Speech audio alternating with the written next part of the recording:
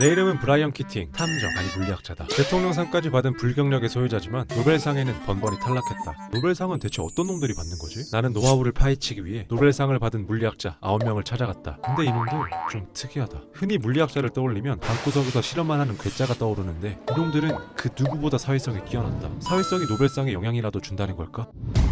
3분 만두. 어떤 연구로 노벨상을 받았는지 말씀해주세요.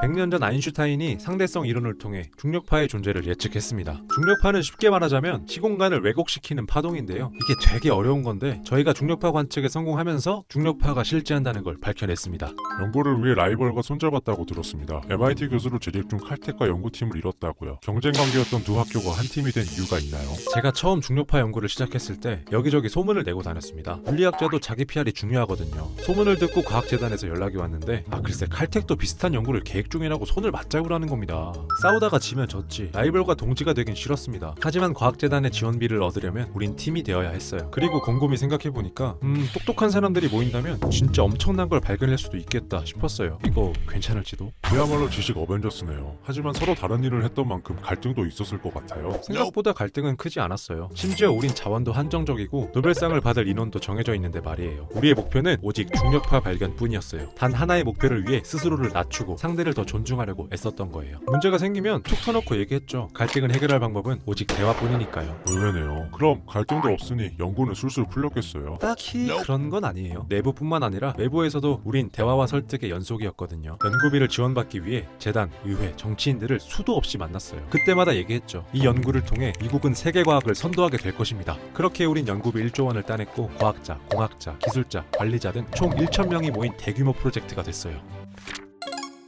어떤 연구로 노벨상을 받았는지 말씀해주세요. 우주가 점점 더 빠르게 팽창하고 있다는 걸 발견했습니다. 당시 과학자들은 우주의 팽창 속도가 줄어든다고 굳게 믿고 있었습니다. 네, 저도 그중 하나였어요. 연구 주제도 원래는 우주의 팽창 속도가 얼마나 느려지고 있나 였으니까요. 근데 연구를 해보니까 팽창 속도는 점점 빨라지고 있었어요. 저조차 믿을 수 없는 사실에 동료 과학자들의 의견을 구했습니다. 수년간 정설이었던 학문에 오류가 있다고 하니 과학자들의 비판이 쏟아졌죠. 기분이 나빴어요. 내 말을 이해 못했나? 나한테 악감정이 있나? 싶었죠. 하지만 동료들의 비판을 기록하고 하나하나 답하다 보니 연구 결과에 확신이 생겼어요. 그래서 동료들을 설득해 함께 연구했고 새로운 과학적 사실을 밝혀냈죠. 비판을 감수하면서까지 동료 과학자들에게 의견을 구한 이유가 있나요? 연구가 진짜라면 언제든 인정받게 될 것 같은데요. 한 시대의 이론을 뒤엎는 주장에는 그만한 근거가 필요해요. 혼자서는 택도 없죠. 긴 시간 여러 과학자가 다른 관점으로 연구하고 의견이 하나로 모아졌을 때 비로소 새로운 지식이 되는 겁니다. 아무리 위대한 발견을 했다고 한들 혼자서는 아무것도 변화시킬 수 없어요.